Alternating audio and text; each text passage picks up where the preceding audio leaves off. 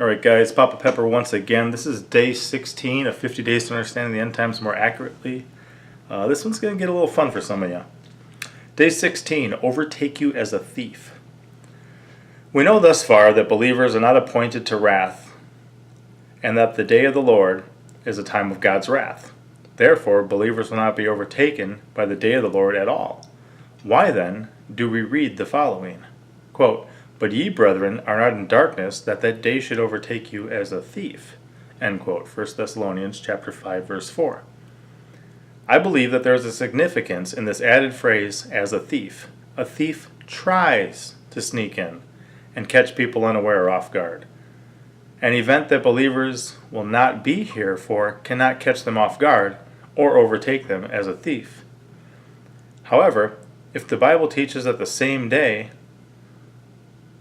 the righteous are delivered, the rapture, is the same day that the day of the Lord begins, and I believe that the Bible does, then this added phrase would make sense.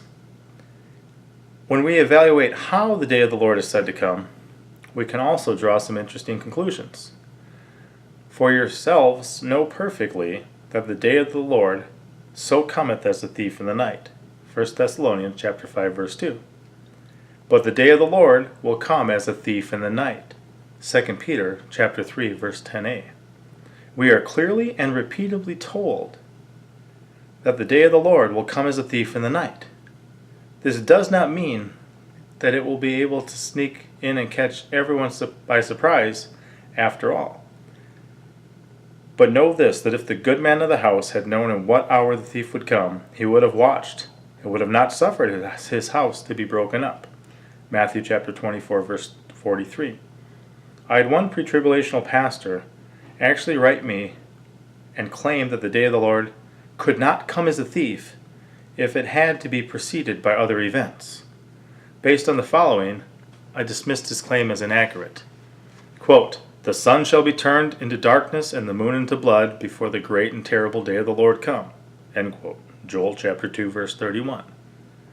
Quote, "Behold, I will send you Elijah the prophet before the coming of the great and dreadful day of the Lord."